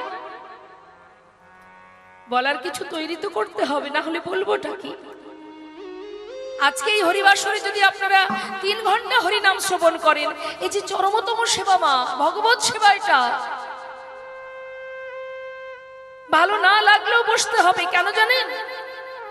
যদি মনে হয় যে ভালো লাগছে না, কষ্ট হচ্ছে শরীরে, হোক কষ্ট, শরীরে কষ্ট হচ্ছে, এর চিরকালের জন্য যতদিন বেঁচে থাকবো ততদিন আমাদের শরীরে নানাবিধ সমস্যা আসবে। এই দেহটা আমার নয়, এর জন্য যতই আমরা ভাবি না কেন, সময়ের সাথে সাথে এও আমাকে ছেড়ে চলে যাবে। তাহলে যত সময় পারবো আমরা যদি ভগবত কথা শ্রবণ করতে পারি, একবার তো তাকে বলতে পারবো যে আমরা সাধু বাজারে বসে হরিনাম আস্বাদন করেছি, প্রভুর নাম করেছি, ভাগবত কথা শ্রবণ করেছি। মহাজন বললেন, পুনঃ পুনঃ ঘষণে সুগন্ধি চন্দনে, পুনঃ পুনঃ পুড়াইলে উজ্জ্বল কাঞ্চন, পুনঃ পুনঃ জনমে ধর্মে হয় রতি, পুনঃ পুনঃ সাধনে অধমে পায় গতি। অত সহজ নয় মা। ভজন করতে গেলে শুধু অর্থ দিয়েও হয় না। ভজন করতে গেলে হাতে জপের মালা নিয়ে কপালে তিলক করে ভগবানকে 5 বার সেবা দিলেও হয় না। অত সস্তা নয় ভক্ত হওয়া। আবার কোনো কিছু না হলেও ভগবানের ভক্ত হওয়া যায়। এখানে এমনও কোনো ভক্ত আছে যার কপালে তিলক নেই, হাতে জপের মালা নেই, কিন্তু দিন অন্তে সে কোনো দিন ভগবানের স্মরণ না করে বিছানায় চোখের পাতা বন্ধ করেন না। এমনও কোনো ভক্ত আছে। তাই ভক্ত যদি হতে হয় মা, অন্তর থেকে হতে হবে। তার একটা সুন্দর প্রমাণ আপনাদেরকে একটু শোনাবো, একটু মন দিয়ে শুনবেন। শুনলে আপনাদেরই কল্যাণ হবে, আপনাদেরই মঙ্গল হবে, তাই না? আপনাদের আশীর্বাদ যদি আমি মাথায় পাই, তাতে যেমন আমার লাভ, তেমন যদি ভগবত কথা শ্রবণ করে আপনাদের এতটুকু চিত্ত শুদ্ধ হয়, তাতে আপনাদেরই লাভ। কি বলছে মা? এক ভক্তের কথা বলব।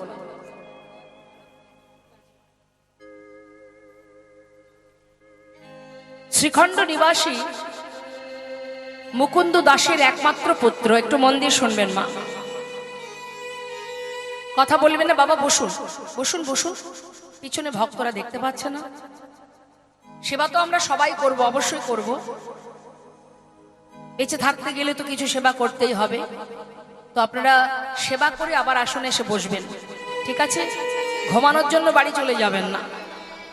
শুনুন তো বাবা, শ্রীখণ্ড কোথায় মা? বর্ধমান, পূর্ব বর্ধমানে। শ্রীখণ্ড নিবাসী মুকুন্দ দাস একজন ভালো কবিরাজ। তার ঘরে আছে 12 বছরের ছেলে, তার নাম রঘুনন্দন। এই বিষয়টা আপনাদের কাছে এই জন্যই তুলে ধরছি আমি, এখান থেকে আপনারা অনেক কিছু বুঝতে পারবেন যে কিভাবে ভগবানকে ভালোবাসতে হয়। তো মা, তিনি যেহেতু কবিরাজি জানতেন, গ্রামে একজন অসুস্থ হলে তার ডাক পড়তো। এত ভালো হাত ছিল তার কবিরাজিতে। সেই সময় নবদ্বীপের রাজা ছিলেন নবাব হোসেন। নবাব হোসেন এক সময় অসুস্থ হন, আর অসুস্থ তিনি কোনো রকমে ভালো হতে পারছেন না বলে চুরি করে সকলের আড়ালে ওই মুকুন্দ দাসের ঘরে এসে মুকুন্দ দাসের কাছ থেকে বিভিন্ন রকমের পাচন, অর্থাৎ ওই গাছগাছরা দিয়ে পাচন তৈরি করতো। আগে তো এত মেডিসিন ছিল না, গাছগাছরা দিয়ে সুন্দর করে পাচন তৈরি করে খাওয়ালে রোগ ভালো হয়ে যেত। তা সেই সময় নবাব হোসেন কিন্তু ওই মুকুন্দ দাসের কাছ থেকে সুস্থ হয়েছিলেন। তা গ্রামে একজন অসুস্থ হয়েছে, তিনি চিন্তায় পড়ে গেছে, যেহেতু তাকে যেতে হবে। কিন্তু তার প্রতিদিনের নিত্য কর্ম ছিল ঘরে গোপীনাথের সেবা দেওয়া। এখন একা মানুষ দুই দিকে একসাথে কাজ করলে যেটা হয়, তিনি বড় চিন্তায় পড়েছে। মা বাবাকে চিন্তিত দেখে ছোট 12 বছরের ছেলে রঘুনন্দন বলছে, বাবা তুমি কি ভাবছো? কি এত চিন্তা তোমার? তুই বুঝবি না। কেন বুঝবো না? বুঝিয়ে বললেই বুঝবো। তোকে আর কি বলবো, ছোট ছেলে, বয়স 12 বছর। আপনারা নিশ্চয়ই অনুভব করতে পারছেন 12 বছরের শিশু কতই বা বড় হবে। তা বলছে, তবে শোন, গ্রামে একজন অসুস্থ, আমাকে যেতে হবে, আবার ঘরে আছে গোপীনাথ। একা মানুষ আমি, কোনটা কি করব, কখন করব, সেটাই বসে বসে ভাবছি। বাবা এর জন্য এত চিন্তা কিসের?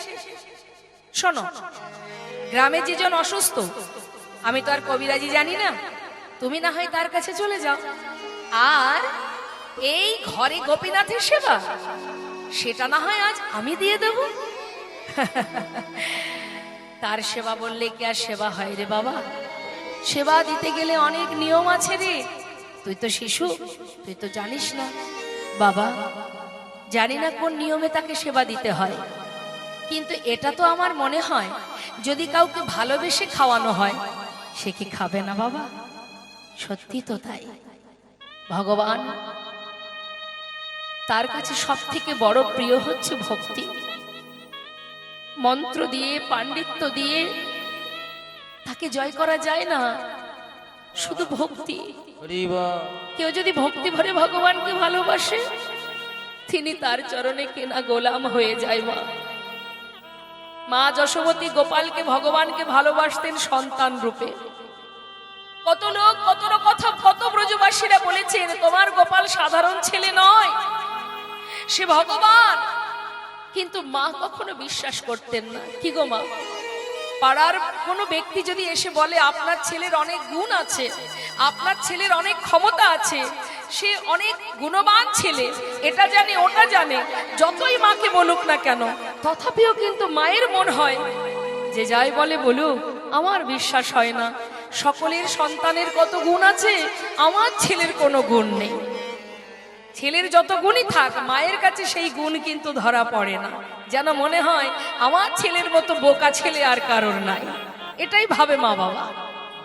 তা মা যশোমতীকে যে যাই বোঝাক না কেন, কোনো দিন তিনি বুঝতেন না। তিনি এটাই বোঝাতেন, আমার ছেলে যদি ভগবান হবে, তাহলে খিদে পেলে কি আর আমার আঁচল ধরে টানত? আহা, আর ভগবানও তেমন। তিনি মায়ের কাছে এমন ভাবে মায়ের বাৎসল্য প্রেমে আবদ্ধ ছিলেন, নিজে যে ভগবান সেই জ্ঞান তার ছিল না। যে যেমন করে ভালোবাসে, কেউ বা বন্ধু রূপে, কেউ বা সন্তান রূপে, কেউ বা স্বামী রূপে, যে যেমন করে ভালোবাসে তার কাছে তিনি তেমন ভাবেই বাধা পড়ে। এখন মুকুন্দ দাস ভাবছে যাক বাবা বাঁচা গেছে, ছেলে আমার সঠিক কথা বলেছে, ভগবানের সেবাটা, গোপীনাথের সেবাটা আজ আমার ছেলেই দিক, আমি যাই, দেরি না করে চলে যাই। তবে শোন বাবা, রান্নাটাও ঠিক করে করতে পারলাম না, তুই একটু কোনো রকমে রান্না করে সেবাটা দিয়ে দিস। ঠিক আছে বাবা, তুমি যাও, কোনো চিন্তা করো না, নিশ্চিন্তে যাও। জীবনে কোনোদিন যে ছেলে রন্ধন করেনি মা, আজ সে গোপীনাথের সেবা দেবে বলে বাবাকে কথা দিয়েছে, তার একটা দায়িত্ব পড়ে গেছে, সে কিন্তু তড়িঘড়ি রান্নাঘরে গেছে। গিয়ে দেখতে সব সাজানো গোছানো, কিন্তু রান্না হয়নি। কি করে রান্না করতে হয় তাই সে জানে না। কিন্তু মা যেহেতু গোপীনাথকে খাওয়াবে, তাড়াতাড়ি করে সমস্ত ব্যঞ্জন এক পাত্রে ঢেলে দিয়ে জাল ধরিয়েছে। কোন রকমে সিদ্ধ হয়েছে, পাত্রে ঢেলে নিয়েছে। ঢেলে নিয়ে থালাটা নিয়ে ঠাকুর ঘরে গোপীনাথের সামনে পাত্রটা রেখে ডাকছে, গোপীনাথ, ও গোপীনাথ, শিগগিরি এসো, আজ বাবা ঘরে নেই, তোমার জন্য আমি রান্না করেছি। কি করব বলো, বাবার যে একসাথে দুটো কাজ পড়ে গেছে, গ্রামে তাকে যেতেই হবে, আর এদিকে তোমার খিদে পাবে, তাই তো আজ আমি দায়িত্ব নিয়েছি। জানি না কেমন হয়েছে, একটু কষ্ট করে আজকে খেয়ে নেবে, কাল বাবা তোমাকে ভালো করে রান্না করে খাও। ভগবান আসছে না মা, সে কিন্তু দাঁড়িয়ে দাঁড়িয়ে একভাবে ডাকছে। সে কি জানে, আমি যেমন বাবার সন্তান, গোপীনাথও তো আমার বাবার সন্তান।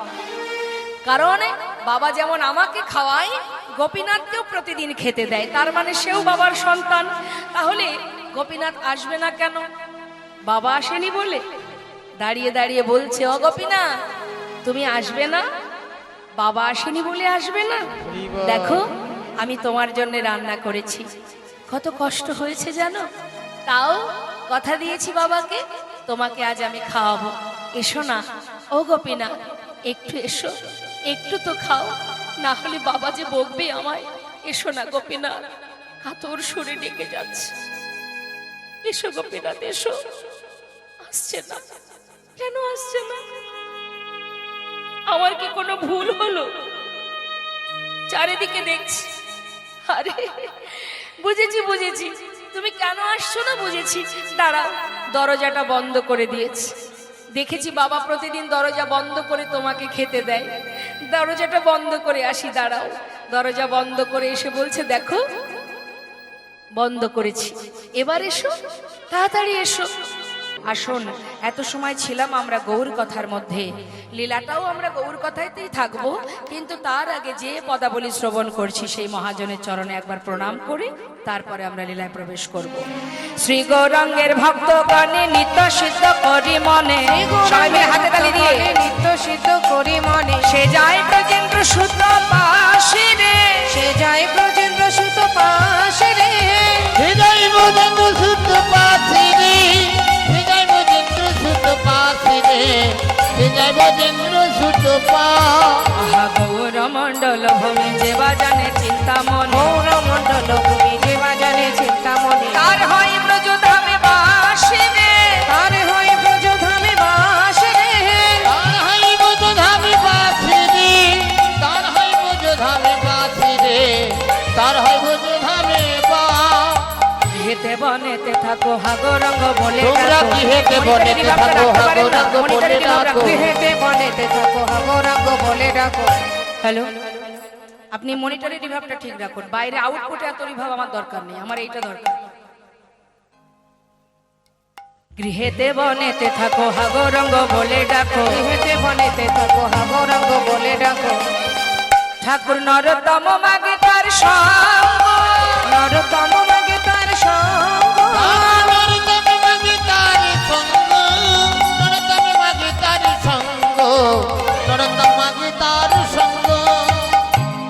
ঠাকুর নরোত্তম দাসের এই পদাবলী শ্রবণ করলাম, চলে যাব আমরা লীলা কথায়।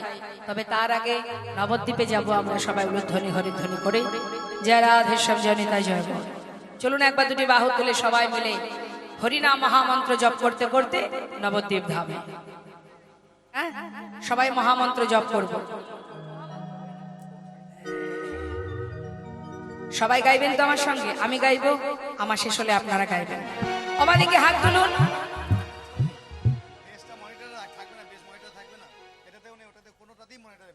জয় রাধে রাধে। কি আর বলবো মা, ওই যখন আমি এখানে প্রথম ঢুকলাম, আসরে উঠলাম, তখন আসরটা ভরা ছিল না। এই যে দেখতে পাচ্ছেন এখন আম গাছে প্রচুর মুকুল হচ্ছে, হ্যাঁ? এই সব মুকুল অবশেষে শেষ পর্যন্ত থাকবে? থাকবে না তো? তার মানে এক মালিকের আম বাগানে প্রচুর মুকুল হয়েছে। মালিক বলছে বাবা এত মুকুল হয়েছে, তার মানে অনেক আম হবে, আর অনেক আম হলে বহুদিন গোবিন্দ সেবা হবে। মালিক খুব খুশি মা। কিন্তু কি হলো, মুকুল হবার পর কি হয়, এই যে আসছে শীতের ঠান্ডা কুয়াশা, কুয়াশা কুয়াশা এসে অনেক মুকুল নষ্ট করে দেয় না? মালিক ভাবছে তাতে আর কি আছে, নাইবা কিছু গেল, আরো তো অনেক আছে। এটাও কিন্তু গোবিন্দের আম বাগান, প্রচুর মুকুল ছিল না? হ্যাঁ।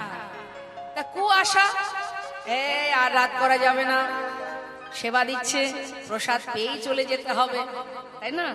এই যে কুয়াশা, নানাবিধ আশা, এই আশা নিয়ে আমরা অনেকেই অনেক মুকুল নষ্ট হয়ে গেল, অনেকে চলে গেল। যা গোবিন্দ মনে মনে ভাবছে ঠিক আছে আরো তো আছে। এখন হলো কি বাবা, এই যে আসছে সামনে কাল বৈশাখী, যখন একটু একটু ছোট ছোট আম হবে, এই কাল বৈশাখী ঝড় এসে অনেক আম নষ্ট করে দেবে। তাই ঝড় মাঝে মধ্যে আসবে, এক ছপ্পর উঠে যাবে আর এক ছপ্পর বসবে। তা এই ধরনের ঝড়ে অনেক মুকুল সেবার পরে কি হয়, একটু ঘুম আসে না? সেই জন্য অনেকে চলে যাবে। যা গেল, মালিক ভাবছে তাতে কি আছে, আরো তো আছে। তারপরে দেখা যাবে যে একটু বড় হবে মা, হ্যাঁ একটু বড় বড় হবে, দেখবেন অনেক ছোট ছোট পাড়ার ব্যক্তিরা, বাচ্চাদের কথা বলবো না, এখন বড়রাও করে, আম যদি হাতের নাগালে বা একটু দূরে ঢিল নিয়ে, তাতেও অনেক আম নষ্ট হয়। তার মানে একজন তো যাবে, সঙ্গে আবার দল বেঁধে যত পার্টনার আছে তাদেরকে নিয়ে যাবে। এই থেকে লাভ নাই, চল চল লাইনে একসাথে বসবো। সে যদি বলে এত ভালো লাগছে হরিনামটা, থাকি না, শোন এসেছিস আমার সঙ্গে, যাবিও আমার সঙ্গে, চল। একজন তো যাবে, আর ওই ঢিল মেরে আম পাড়ার মতো 5 জনকে নিয়ে চলে যাবে। যাক, মালিক ভাবছে কি আছে, আরো তো আছে, তাই না হয় গোবিন্দ সেবাই দেব। এরপরে একটু পেকে গেলে আমগুলো দেখবেন পাখিতে এসে অনেক আম নষ্ট করে। তার মধ্যে যে আম যারা গোবিন্দ সেবায় লাগার জন্য হাজার কষ্টের মধ্যে দিয়েও ধৈর্য ধরে ওই ডাল ধরে অপেক্ষা করতে পারে, তারাই শেষ পর্যন্ত গোবিন্দ সেবা। এখন আমি বলতে পারছি না গোবিন্দের আম বাগানে শেষমেশ কটা আম থাকবে। যাক, দেখা যাক, সেটা গোবিন্দই জানে কতটুকু সেবা হবে। তাই চলুন যাই সবাই মিলে আমরা এবার যাব কোথায়, নবদ্বীপে লীলা সদনে। দুহাত তুলে তুলুন সবাই, হরিনাম গাইবো আমরা। ওমা পিছন দিকে একটু হাতটা তুলুন দেখি, হাতে তালি দিয়ে আমি নাম শেষ করব, আপনারা শুরু করবেন, ঠিক আছে? সারাদিন নাম শুনছেন, আর এবার গাইতে হবে। হরে কৃষ্ণ হরে কৃষ্ণ, হাতটা নামিয়ে ফেললেন, খুব কষ্ট হচ্ছে, তুলুন তুলুন তুলুন। কৃষ্ণ কৃষ্ণ হরে হরে, হরে রাম রাম রাম হরে হরে, হরে কৃষ্ণ হরে, বলুন।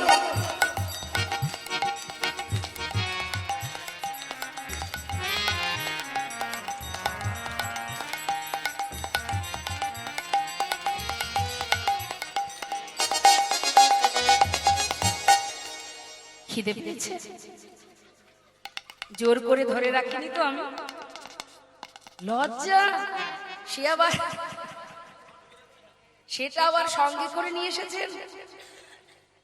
হরিনাম আর শুনতে বসে, হরিনাম আস্বাদন করতে বসে এই লজ্জা ঘৃণা সব দূরীভূত করতে হবে।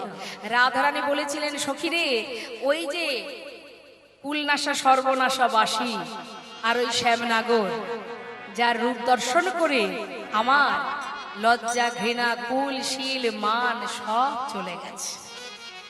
তাহলে ভগবানের সেবা দিতে গেলে ওইগুলো থাকলে হবে না, মা। দশ ইন্দ্র ষড়রিপু সব ভগবানের সেবায় সঁপে দিতে হবে। হ্যাঁ, তাই মাথাও ঘোরাবেন না, চোখের মনিও যেন না ঘোরে, প্রাণ ভরে প্রভুর চরণ স্মরণ করুন, মহামন্ত্র জপ করুন। বিড়বিড় করে গাইবেন না, উচ্চস্বরে গাইবেন। কেমন? হরে কৃষ্ণ হ্যাঁ, কৃষ্ণ কৃষ্ণ হরে হরে, হরে রাম রাম রাম হরে হরে, হরে কৃষ্ণ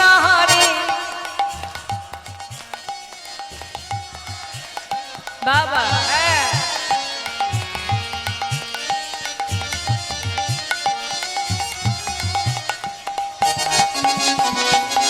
হরে কৃষ্ণ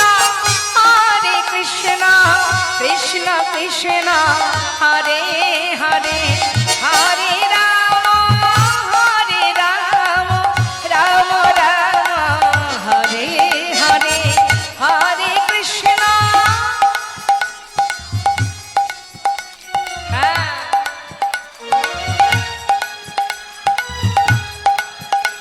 বাবা,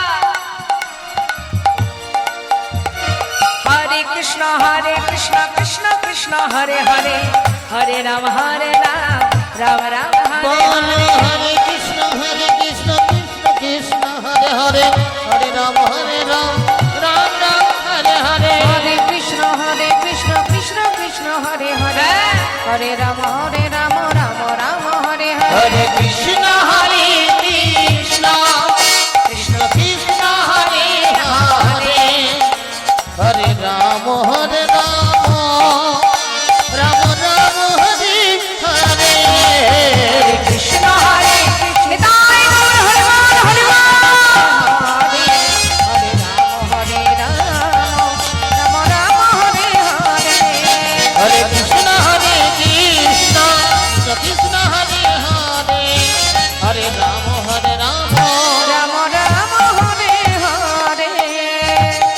হরি বল নিতাই গৌর হরি বল। নবদ্বীপ ধাম কি, গৌর সুন্দর কি, পঞ্চতত্ত্ব কি, গঙ্গা মা কি, জয়। নিতাই গৌর হরি বল।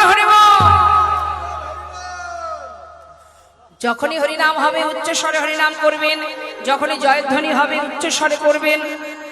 এগুলো গোবিন্দের সংসারে কাজ, যা করছেন সেগুলো ভূতের কাজ। সংসারে যেগুলো করছেন, শাস্ত্রে বললেন মানুষ আকার হইলে কি হয়, করহ ভূতের কাম, তা না হইলে কখনো কি বলহ গোবিন্দ নাম। অর্থাৎ এই সংসার আজও থাকবে, আমি চলে গেলেও থাকবে, আমি আসার আগেও ছিল।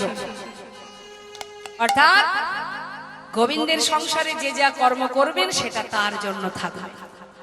ওমা আসতে সে ধাম নবদ্বীপের মাঝে নদিয়ার চাঁদ গৌর সুন্দর, যিনি হরিনাম জীবের দ্বারে দ্বারে দিয়েছেন বলে আজ আমরা সবাই পেয়েছি সেই নাম। গৌর হরির কৃপায় পেয়েছি, রাধা গোবিন্দের মধুর মধুর লীলা শ্রবণ করতে পারছি। প্রভু যদি না জানাতেন, যদি গৌর না হইতো কেমনে ধরিতাম দে, রাধার মহিমা প্রেম রসসীমা জগতে জানাতো কে? তার কৃপায় আমরা সব পেয়েছি। আর সেই করুণাময় গৌর সুন্দর একবার নয়, যুগে যুগে এসেছেন ধর্মকে রক্ষা করার জন্য। যদা যদা হি ধর্মস্য গ্লানি, যখনই ধর্মের গ্লানি হয়েছে তখনই তিনি এই ভারতবর্ষে এসেছেন। একবার নয়, 4 বার। সাধুদেরকে পরিত্রাণ করেছেন, দুষ্টুকে নাশ করেছেন, ধর্মকে রক্ষা করেছেন, সবকিছু ভুলে গিয়ে জীবের কল্যাণের জন্য। একবার ভেবে দেখুন, বৃন্দাবনে কৃষ্ণ অবতারে মা যশোমতীর কাছে কতদিন ছিলেন? জন্মানোর আগেই তার পিতামাতাকে কারাগারে বন্দী করে দিল। কংসের কারাগারে যতদিন গোবিন্দ না এসেছেন ততদিন মা বাবা কারাগারে আবদ্ধ ছিলেন। যেই না ভূমিষ্ঠ হলো, মায়ের স্তনদুগ্ধ পেল না, মাথায় করে নিয়ে গোকুলে দিয়ে এলেন। সেখানে গিয়ে মা যশোমতীকে মাতৃরূপে পেলেন, পাওয়ার পরেও বাবা সেখানেও গোবিন্দের শান্তি নাই। কংস মহারাজ এক এক সময় এক একজনকে পাঠিয়ে তাকে বধ করার চেষ্টা করলেন। অবশেষে দেরি না করে অক্রূরকে দিয়ে রথ পাঠিয়ে দিলেন, দুই ভাইকে ধরে নিয়ে এসো, প্রাণে মারবে। সেখানে কংসকে বধ করলেন, আর কোনোদিন বৃন্দাবনে ফিরলেন না। রাজনীতিবিদ্যা শিখে চলে গেলেন দ্বারকায়, রাজা হলেন। আর সেখানেই তার লীলা সমাপ্ত করলেন। তারপর শেষ হয়ে গেল। তাহলে মা, গোবিন্দ নিজের কল্যাণের জন্য কুরুক্ষেত্রের যুদ্ধ, জীবের কল্যাণের জন্য ধর্মকে রক্ষা করা। তাই তো কুরুক্ষেত্রের যুদ্ধকে বলা হয় ধর্মযুদ্ধ, যে নিজের মাতা পিতা বন্ধু সখা সবাইকে ছেড়ে জীবের কল্যাণের জন্য তিনি এই সুন্দর লীলা করেছিলেন। তাই মা, করুণাময় গৌর সুন্দর নবদ্বীপের মাঝে হরিনাম করতেন বলে সেই সময়ের বড় বড় ব্রাহ্মণ পণ্ডিতরা নিমায়ের হরিনাম বন্ধ করার চেষ্টা করতেন, কিন্তু প্রভু কোনো বাধাকেই বাধা ভাবেননি। তিনি নাম প্রচারে নবদ্বীপ ছেড়ে নবদ্বীপে ঘাটে মাঠে সব জায়গায় হরিনাম দিতে দিতে অবশেষে তিনি নিজে সন্ন্যাসী হয়ে এবার নানা তীর্থ ভ্রমণ করছেন আর নাম প্রচার করছেন। মা সচিমাতা নিমাইকে সন্ন্যাসী হতে দেখে নিমাইকে আদেশ করেছিলেন, বাবা তুমি যখন সন্ন্যাসী হয়েছো তোমাকে আর ঘরে ধরে রাখতে পারবো না, তাই তুমি যদি যেতে চাও বৃন্দাবনে নয় নীলাচলে বাস করো। তাই মায়ের কথা মতো মহাপ্রভু গিয়েছিলেন নীলাচলে। প্রতিদিন সকাল হতে না হতেই, ভোর হতে না হতেই জগন্নাথ মন্দিরের সামনে দাঁড়িয়ে জগন্নাথ দর্শন করতেন। নিতাই গৌর হরি বল। বাবা, মহাপ্রভু যেখানে দাঁড়িয়ে জগন্নাথ দেখতেন, প্রভু মানে জগন্নাথ মন্দিরের সামনে একটা স্তম্ভ আছে, গরুর স্তম্ভ, সেটাকে জড়িয়ে ধরে প্রভু আমার প্রভাত কালে জগন্নাথ দেখতেন। আর ওই গরুর স্তম্ভটা জড়িয়ে ধরলে ওই সোজা জগন্নাথকেই দেখা যায়। প্রতিদিন দেখতেন আর চোখের জলে বুক ভাসিয়ে কাঁদতেন। বাইরে এক জগন্নাথ, ভিতরে আর এক জগন্নাথ। আপনি আচরি ধর্ম জীবকে শেখায়, নিজে আচরণ করে জীবকে শিক্ষা দিতেন। হে জীব, কখনো নদীয়ার চাঁদ আমার গৌর হরি বলেনি যে তোমরা আমার নাম করো, দুহাত তুলে হা গৌর গৌর বলো, বলেছে? অন্যান্য যুগে ভগবান তিনি কিন্তু বলেছেন আমাকে ভালোবাসো, আমি তোমার মনোবাঞ্ছা পূর্ণ করব। কিন্তু কলিতে মহাপ্রভু এমনই প্রেমময়, এমনই দয়াল ছিলেন, তিনি কখনোই বলতেন না তোমরা হা গৌর গৌর বলে কাঁদো। সর্বদাই তিনি এটাই শিক্ষা দিতেন, হে জীব আমার মতো করে দুটি বাহু তোলো আর আমার মতো করে মুখে কৃষ্ণ কৃষ্ণ কৃষ্ণ বল। রাধা কৃষ্ণ মিলিত তনু গৌর সুন্দর। যদি যুগল কেউ দেখতে চায় তাহলে রাধা গোবিন্দকে দেখলেই যুগল হয়ে যায়। আবার যদি কেউ যুগল দেখতে চায় নবদ্বীপে গৌর হরিকে দেখলেই যুগল দেখা হয়, কারণ তার মধ্যে দুটো দেহ আছে, রাধাও আছে কৃষ্ণও আছে, দুই দেহ এক হয়ে তো গৌর হয়েছে।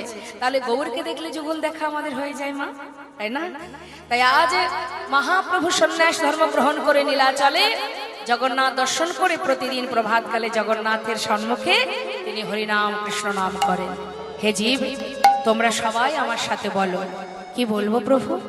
অগণিত ভক্ত, গৌর হরির ভক্তরা যারা পুরীধামে আছে তারা প্রভুর ভক্ত হয়েছেন। আবার নবদ্বীপ থেকে যখন ভক্তরা জেনেছেন, যারা পার্শ্বদ ছিলেন প্রভুর সঙ্গে থাকতেন নবদ্বীপে, তারা যখন জানতে পারলেন যে প্রভু সন্ন্যাসী হয়ে চলে যাচ্ছে, তারা তো প্রভুকে ছেড়ে থাকতে পারবে না। যারা প্রকৃত ভালোবাসে ভগবানকে, তারা কি ভগবানকে ছেড়ে থাকতে পারবে? তাই তারাও সংসার ছেড়ে প্রভুর সাথে চলে যান চিরতরে। তাদের নিয়ে প্রতিদিন তিনি নামে মত্ত থাকেন। প্রভাত সময় হলো, কৃষ্ণ কৃষ্ণ বলো, ওই না প্রভাত সময় হলো, কৃষ্ণ কৃষ্ণ বলো, কৃষ্ণ ভজ কৃষ্ণ চিন্ত, কৃষ্ণ নামে করো সার, নাম বিনা কলি জীবে গতি নাহি আর। কৃষ্ণ ভজ কৃষ্ণ